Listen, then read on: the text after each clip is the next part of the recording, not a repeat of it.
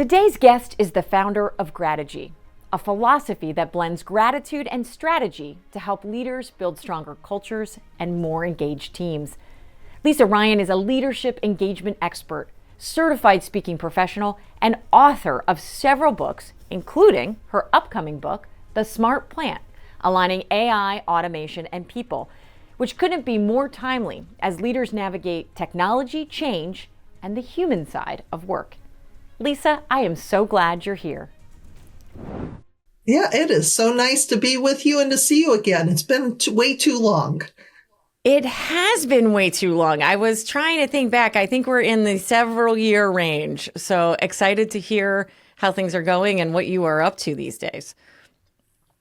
Yep. But let's get started. Let's get started with your story. I would love for you to share for everybody listening how you found your way to this idea of leadership engagement and to this company you've created called Grategy. Okay. Well, I was born. No, I had a career in sales for the most part. I started my career as an executive recruiter. One of the few people on the planet who can actually say they sold their mother. Now, yeah, mom actually hated the position. Yeah, she hated the job that I placed her in. But I'm like, Mom, you got to stay there at least 90 days because I have a guarantee and I can't afford to give back the commission I made on you. So thankfully, Mom didn't disown me. She was there for 2.5 years. From there, I placed myself into industrial sales, where I sold electrical cord and cable, a high performance line of electrical cord and cable into the maintenance environment over the phone. I did that for about 5 years. And then there was one comment that one of the managers said during a meeting. I was the top rep there. I was just on my way to celebrating my 5-year anniversary and getting vested. And when he told the group of inside sales reps that trained monkeys could do what we do, I decided to celebrate my 5-year anniversary by sending out my resume. So I did that, and I ended up in the welding industry. That was in my first outside sales position. And I did that for 7 years. Again, it was my favorite job in sales. I loved being around manufacturing and construction and the trades and being around people who are passionate about making stuff and fixing stuff that most of the world takes for granted. And I, again, did really well in that industry. I loved doing it. But then there was that whole boss not listening when he wanted to hire somebody in my territory. And I'm like, dude, don't do it. I got my territory where it's at. I don't need some rookie coming in and messing everything up. But he got a little greedy and I got a little bit mad. And I put together my resume to see how marketable I was. And I found out that with 17 years of sales experience and an MBA, I was pretty marketable. So for the last 7 years in my career, I was in healthcare. And again, great job, cushy sales job, all the acronym, all the benefits that you think about in medical sales. But when that position was eliminated via group conference call with 12 of us getting canned at the same time, I said, no company, will ever do that to me again. And Grategy was founded on that day, which is why I know it was October 12th, 2010. So why that huge background just leading up to Grategy? Because not only have I been in lots of workplace cultures and I've worked with some great bosses, but I've also seen what it takes to create a type of culture where employees feel valued and appreciated. And especially when we're looking at manufacturing and the trades, where it's difficult enough to find good people, we have to do what we can to be able to keep them. So I celebrated my 15-year anniversary of doing this on my own as an entrepreneur last October, and I can't imagine doing anything. Thanks. Congratulations to that. That's amazing. Thanks. So your whole story and getting to this Grategy point and starting this conversation, I want to tease into Grategy a little bit more around culture and how important it is. And I thank you for the pain of some of your previous stories that you're able to translate into learning moments and understanding for the rest of us. Yes. As you think about that, how would you sum up this idea of Grategy? This which I think is really unique, how you have kind of captured the essence of creating a great culture and keeping people, the whole 9 yards. Well, you know what? When it comes to gratitude, a lot of times we think that it is a soft skill or it's just something that maybe we have to coddle our people and make them all feel, soft and mushy and stuff. And that's got nothing to do with it. It is a basic human connection. And it really became apparent to me very early in my speaking and consulting when I realized that I could do I could do an hour program, and it was 55 minutes of workplace culture, employee engagement, employee retention, or employee recognition, you name that. And I'd spend 5 minutes on the power of gratitude in that and how it impacts us personally and how it rewires our brain and how it trains us to find the good no matter what is going on in our life. And just in those 5 minutes, and then you ask people, so what was your biggest takeaway? I need to be more grateful. I need to start a gratitude journal. I need to thank my people more often. So it is this basic human connection that yes, money matters. We all measure ourselves on money, but money is not the be all end all that we look at it to be. It's that feeling of connection. It's that feeling of what I'm doing matters and I'm making a difference, that really led to, what became Grategy. It's great. I mean, and I remember meeting you early on, and I did my Grategy journal. It was really a gratitude journal like that you recommended, and it was huge. I still practice gratitude every morning, and do write in a journal in the evening. I think it's amazing to highlight that piece of it. When you think about that. What do you think people are missing when, you're talking about how you're doing training and the last 5 minutes is gratitude and it feels so soft? What do you think is missing in the workplace, and that, how do we not make it just the soft skill? How do you do some techniques to actually integrate this into the strategies of running our business and creating great places for people to work? Well, one of the things with my newest model that I came out with my last book, Gear Up for Greatness, it's based on the 6 gears of Grategy. So the first one being attitude, in that if you still have the attitude of, well, if you want to work for my company, you have to change to work for me. That is not working anymore.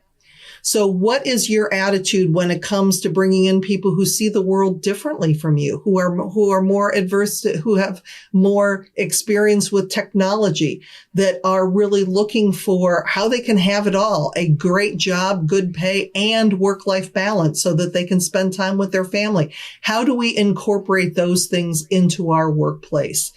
The second one is appreciation, and that is the personal practice of gratitude. So just like you found from just spending that couple minutes every day looking for the good, you start to, when you can find it in yourself at home, it makes it easier to find it in work.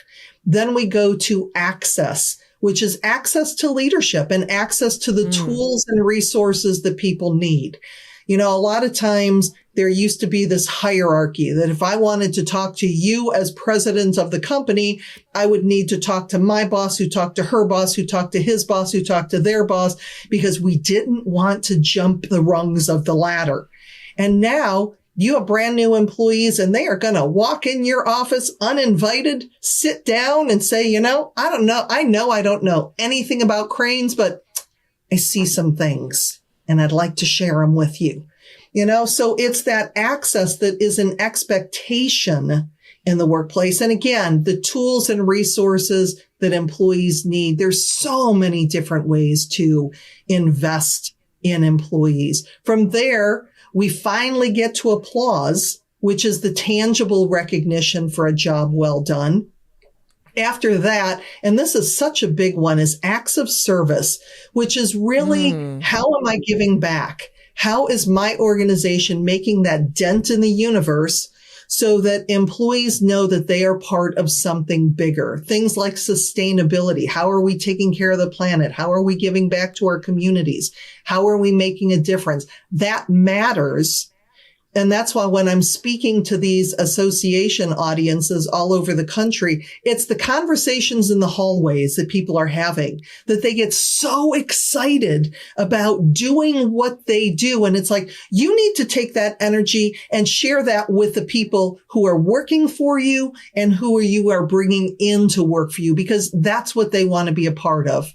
And then we end it with accountability, just making sure that this really is a process for the long run and not just a program that we're going to do one time and, okay, well, we did that, done, next.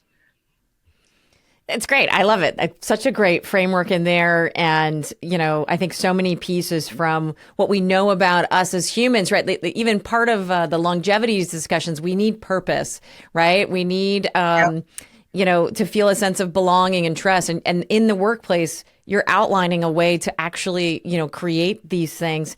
And I think it's really important that we remember people are the most important part of our business. They're the most difficult and they're the most important. And we if you're having retention issues, if you're having hiring issues, you have to lean in. Like this is like what's the word I'm looking for? This is no longer like you can ignore this. You must be intentional about this. You need a strategy. You've got to work on this.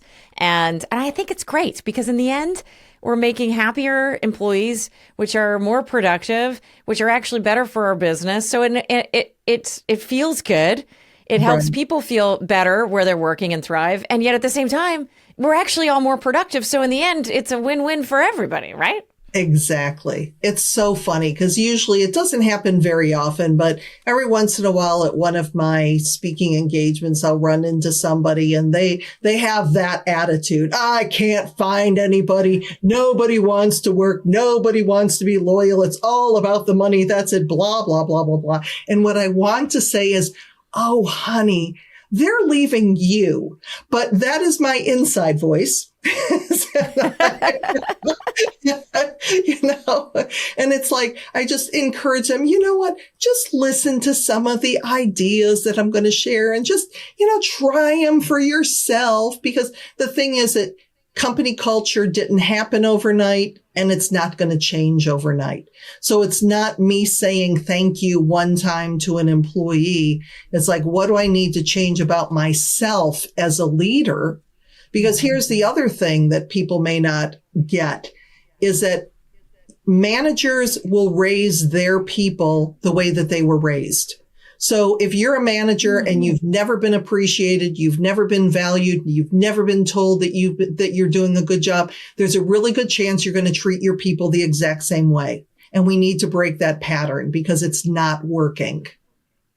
So interesting, this idea. Okay, yeah. So however we were brought up, that's how we're treating our people. Really, really kind of powerful insight in there.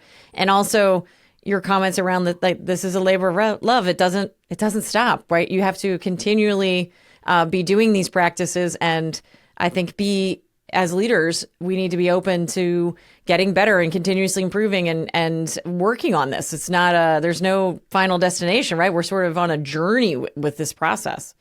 Right, exactly.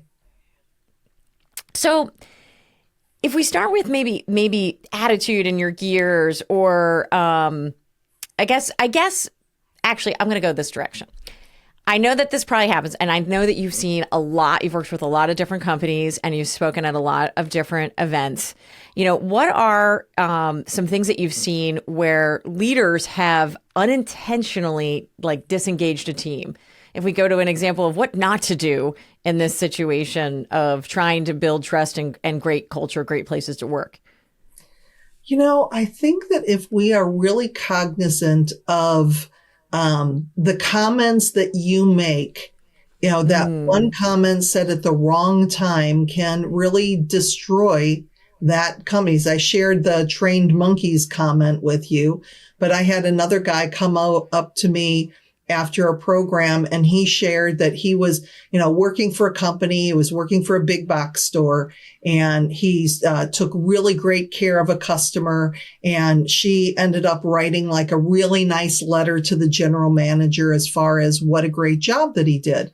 So during their meeting for the week, his manager got up and he read that letter, and shared it with the team. And here's this guy, he's all proud and everything. And the next manager that came up said, yeah, nice having your mom write that letter.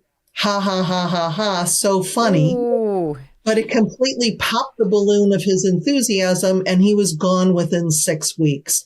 So I think that we want to create a culture where people can have fun. And I'm not saying to watch every single thing that you have to do and always be politically correct, but we don't want to have fun at the expense of somebody else. And I think that that's where, I was just joking around. If you're saying something hurtful, the thing is, you have no idea what happened to that employee 5 minutes before they walked in the plant that day.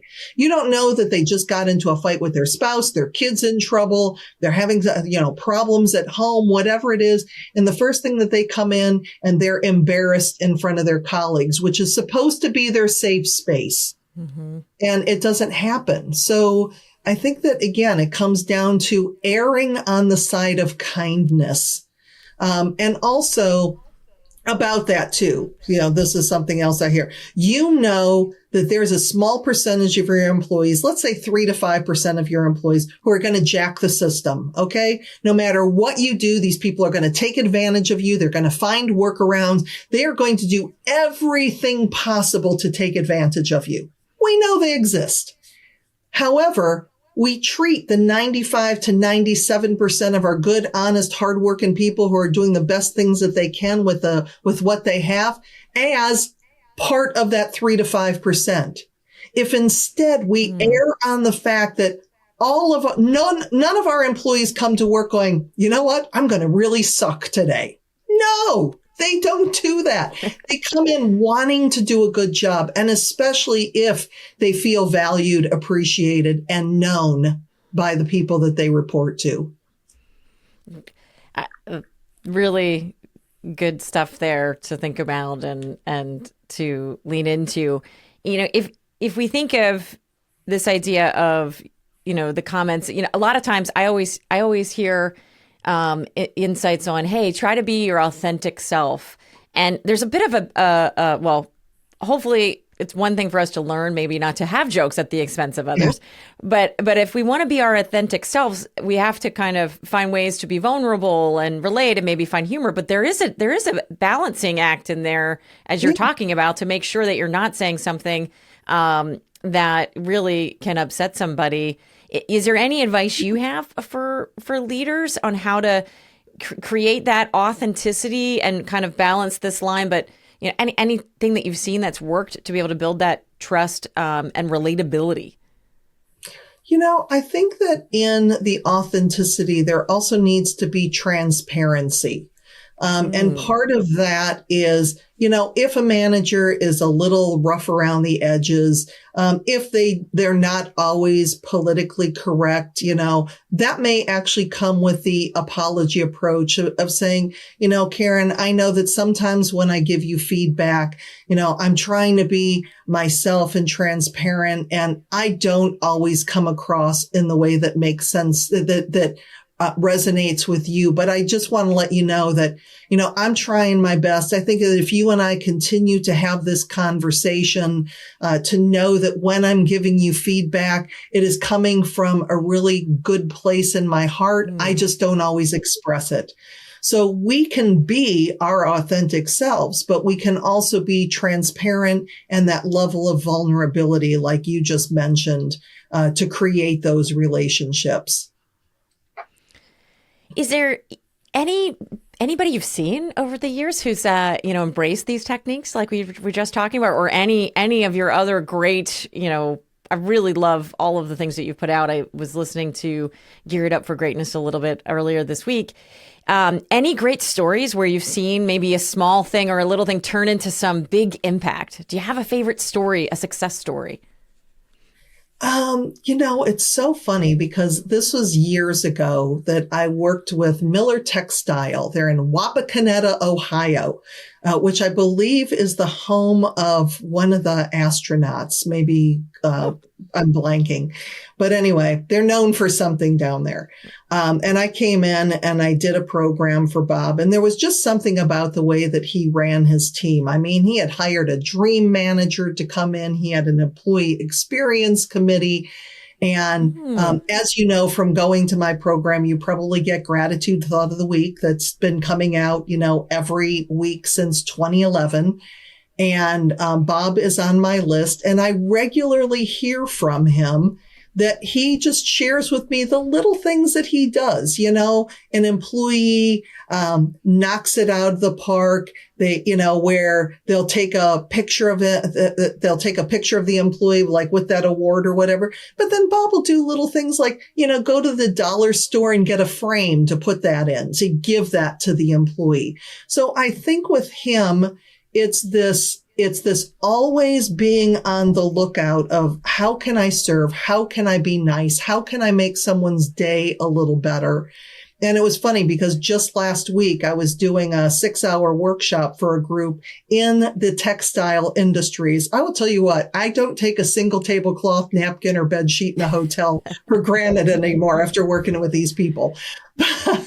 But Bob actually had 2 of his people come, including his son, and he was so excited to reconnect.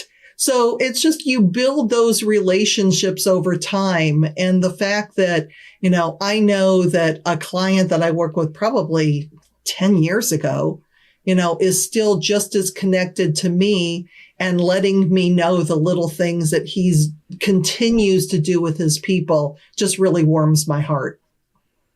I think it's fantastic, and I think about you often. I for sure love that, and can put myself in a camp of the impact that you've made for so many of us. And I read that last thought of the week, and I thought, your quote that went along with this textile conference of, it's one of my favorites actually. The real voyage of discovery consists not in seeking new landscapes, but in having new eyes. And that's a Marcel Proust quote. And I just think that's such a cool thing to think about, that we don't have to travel all over. We can literally have a new perspective and see things differently.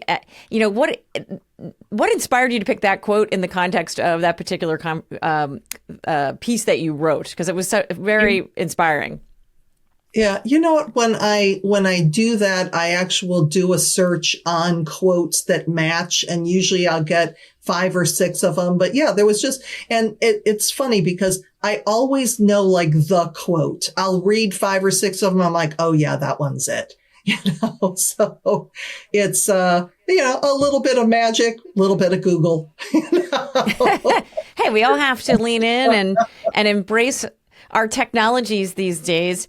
If we kind of move into your new book that you were working on, and this idea of new technology that's coming along, and honestly, we have remote workforce and hybrid workforce. We have people all over the place.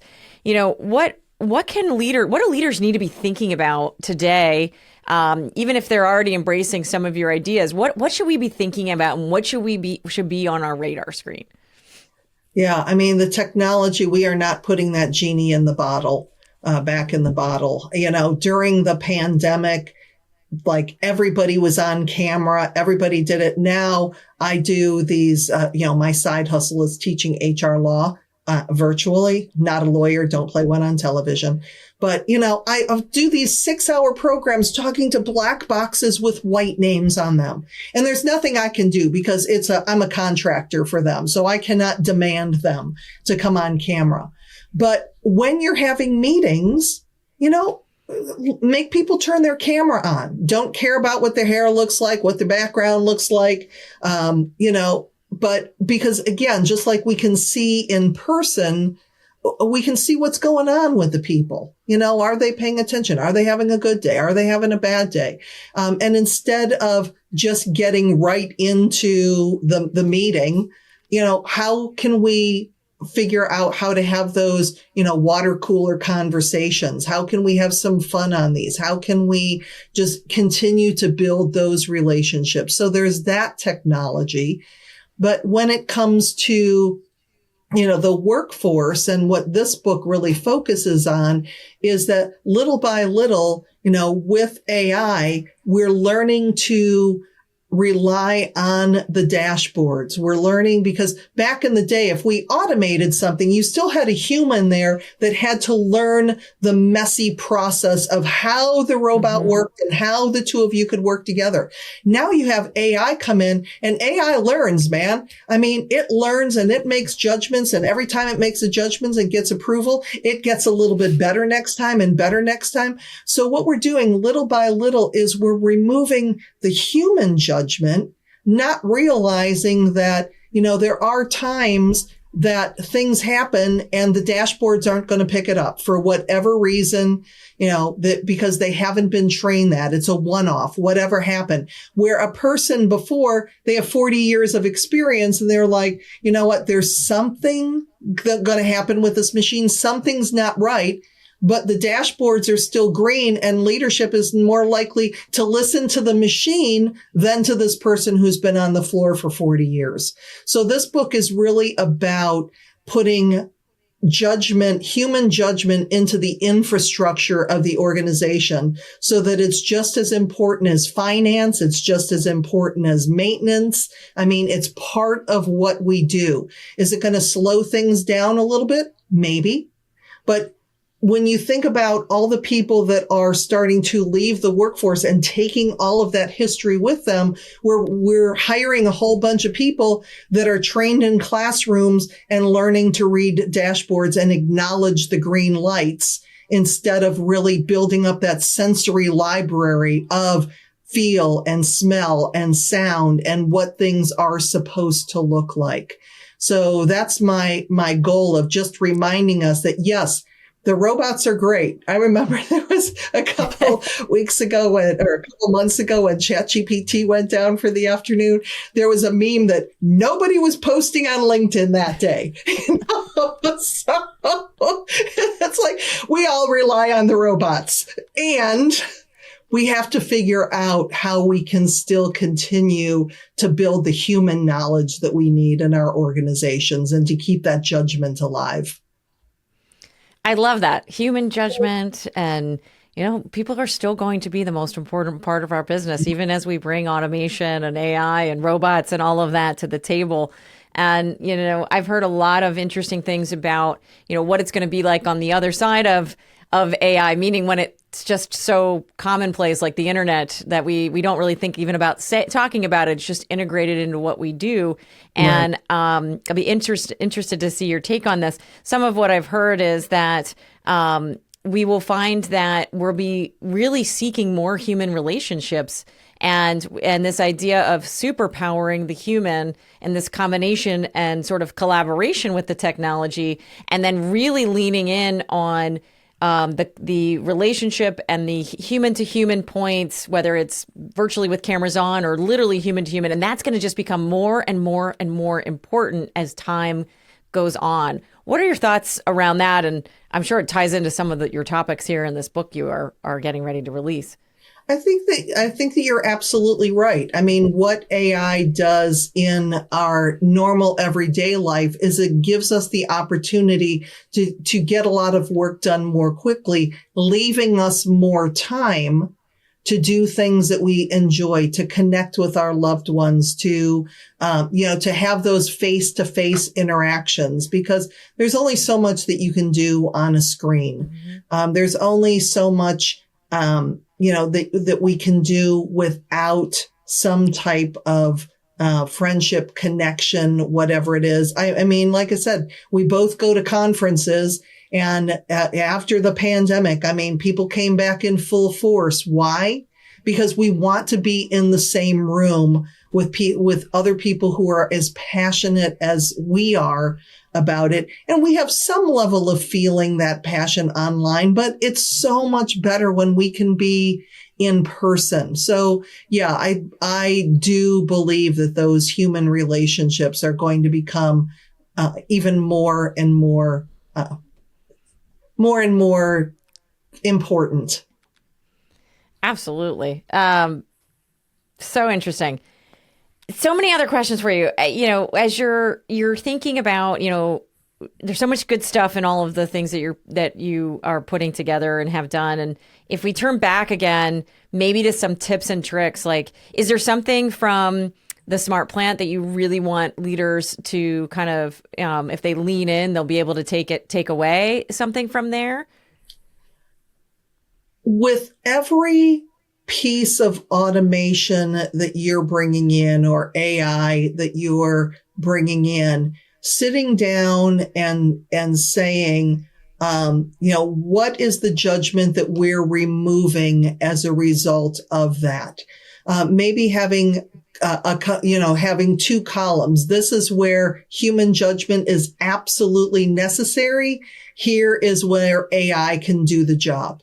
And just really thinking about that. There's the book starts off kind of in a fable form, but one of the examples used in there is that, they were noticing that they had 8 supervisors, and they're like, well, are we a little overstaffed? Because, the supervisors with all this AI and automation, they're really not doing as much as they used to do. So let's bring it down to 5 supervisors. But what they noticed is it saved them money, it saved them all of that, but the conversations on the floor weren't happening. I think I actually have an interesting question for you. Something that I noticed as I've read several of your books, and also when I started listening to the Audible version of Gear Up for Greatness, and I think you're doing this as well from what you're saying about your new book. I love the fable that you use in the beginning, this idea of storytelling in your teaching process. And I'm a huge believer in storytelling. I don't know, for those that know me well, I always talk about, to lead in life and in business, you need to be a Viking, which is be a gardener for yourself and others, which is all this stuff that we're talking about here and this cycle of that. Being a Viking, which is the warrior piece, and you're going and you're doing the thing and you're learning your techniques and you're under pressure. But even more importantly is the storytelling piece. Right. And this idea that just like the Vikings, they shared their sagas as an oral tradition. They did this because they learned through these great stories. I love that you're incorporating this into your storytelling, and I imagine there's intentionality behind that. And I don't know if you have any other just general thoughts on this concept of storytelling. Well, the interesting thing is that with Gear Up for Greatness, I've always loved the business fable, the Goat Giver and Who Moved My Cheese and Greatest Salesman in the World and all of those books. But I was always really afraid of fiction.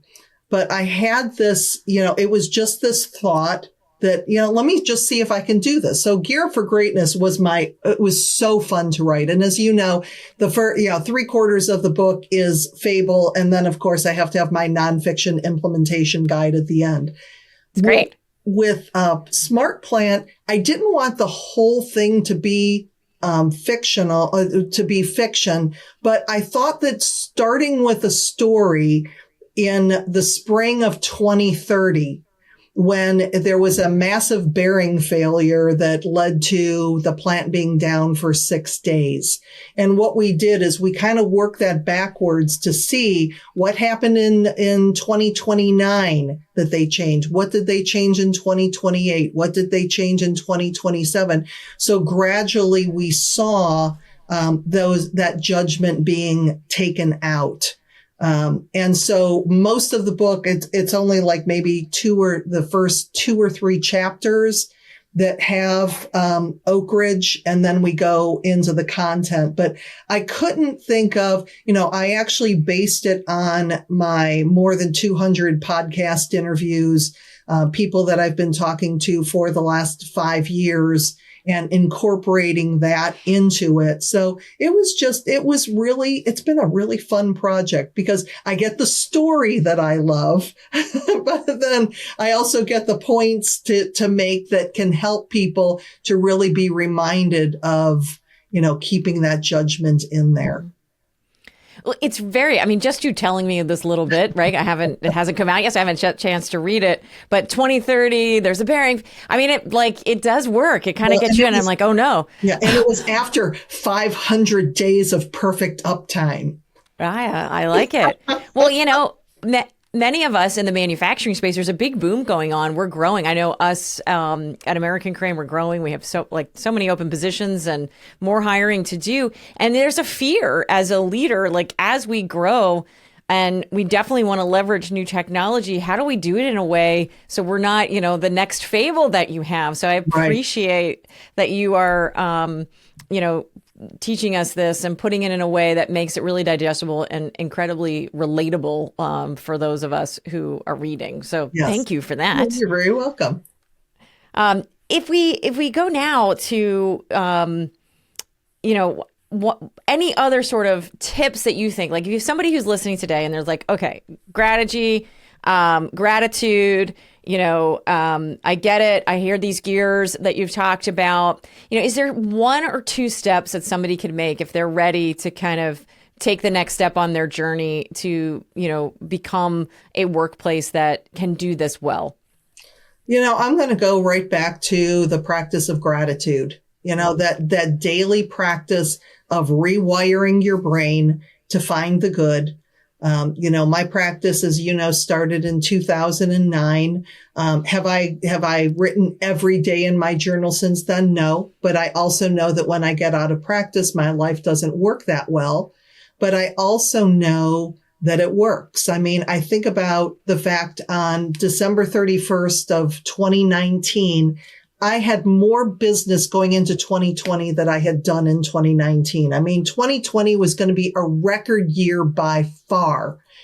And then when the pandemic happened and everything went to pot, and I never really sat down with myself and said, gee, I wonder what would happen if a worldwide pandemic killed my speaking business for 2 years. What would go? So one thing that's really important about manufacturers as we go into the future is what are the questions that you don't realize that you should be asking? For me, it was what would be my plan B for a manufacturer? Well, how do we incorporate flexible scheduling? How do we give people time for more work-life balance and family time? It's not something flexible scheduling and manufacturing where all these not in the same sentence. How do we figure that out? But looking back at it, that practice, that led to, my podcast, that led to my discovering that, I have a little bit of a talent for acrylic art because painting saved my life during those days. It started with paint by numbers on Amazon. And then I had a whole bunch of paint left over and I found out that I actually have skill. Not super good. I wouldn't be museum worthy, but again, from a mindset standpoint, it really saved me. And I think that if I did not have that gratitude practice, I could have gone, I saw a lot of my speaker friends really, really struggle when everything just disappeared. So even though it's a personal strategy, I don't think that there's a better practice on the planet, because when we can find gratitude in ourselves and our lives, it makes we feel better physically, our relationships at home get better, and then we can take that person to the workplace. And that's the one that can find the good and connect with employees. I think it's great. And it's such a simple thing that I think you're so right. It really puts you in that great mindset to be, looking for opportunity in those crises like you did, right? You have to be looking for where the positives can show up. As we wrap it up today, so fun to talk with you. But I like to ask everybody on my show to tell me, what is lifting you right now? What is lifting me right now? Well, I am very blessed that on April 13th, I will be celebrating my 30th wedding anniversary. And my husband and I are planning a Mediterranean cruise to Italy, Greece, and Turkey. And when my husband, he's an accountant, so he's just so darn cute with, making up the Excel spreadsheets as far as getting everything plotted and planned. And it's just, I'm very blessed for the life that I have with him and to be able to do something that we've never done before and really going and to parts of the world that we've never been to and seeing kind of where civilization began. I'm really looking forward to that. Sounds exciting. Congratulations. That's fantastic. And then, we talk about any rituals to reset. And I just want to mention, I love your painting. Are you still painting today and bringing out those acrylics and, enjoying that process? Not as much as I did during the pandemic, but it is funny how cathartic it was. I lost my dad during the pandemic. He got COVID, and then for about the next year after that was the slow decline, and he died in 22. And about a month ago, I was really just missing my dad. So I decided that I was going to do art therapy. So I brought out the canvas and brought out the canvas and the paints. And I went with no thought in mind. I just thought that I would just start putting the brushes to the board to see what happened. I put on some Neil Diamond because Neil Diamond's my dad's favorite. and what ended up coming was a painting that I call Song Sung Blue Heart. And this beautiful blue heart manifested out of it. And it was just it was really cathartic. And, and the thing with painting that I love is that when you start painting, it's really ugly. I mean, it is fugly. It's flat, it's ugly, it's just, and then you just keep on working and working and working. And then all of a sudden, it starts to, it starts to show up. And then at the end, you're stepping back and you're saying, holy cow, I made that. And it's just something really beautiful about that. So yeah, I love painting. And it's one of the many blessings that came as a result of the pandemic. I think it's great. You have to be present while you're doing that. You can't exactly be checking your phone and looking at other technology. It's a good moment to unplug. I do enjoy a little bit of guided painting with my family occasionally. Well, YouTube videos, I will tell you, you can take full lessons on YouTube where you will go step by step. And the nice thing about the YouTube videos is you can pause them, you can get caught up, but there's Felix and Angela. And there's several. You just put acrylic art painting lessons and you and your family can all gather around and do a full, really beautiful, professional looking painting. That's a great idea. I feel like we'll do our own paint and sip at home with a little bit of YouTube on the TV. I think it's fantastic. Well, Lisa, thank you so much for, the thoughtful conversation and just being so real and these real tips around how to keep gratitude top of mind. Again, it is something that a practice I picked up from you and that I have kept, and I'm grateful for that to you. So thank you. And I love how you remind us that gratitude isn't soft, right? It can be strategic, and through Grategy and through your ongoing work, you're really helping leaders and all of us navigate change without losing our human core. Right. And I think it's a great message for the future and where we're going. Well, thank you. It's been so nice to reconnect with you. I'm really I'm honored to be on your show. Well, thank you for coming, and to be continued. We'll keep talking. This is our chance to stay in touch. So thank you again for coming on. I so appreciate it. You're welcome. Lisa blends humanity and professionalism in perfect balance. And the result? Grategy, a mindset that brings the best out of employees and employers by showing what it means for companies to care. For more on Lisa and her work, see the show notes below. Give us a subscribe if you haven't already, and remember to always lift.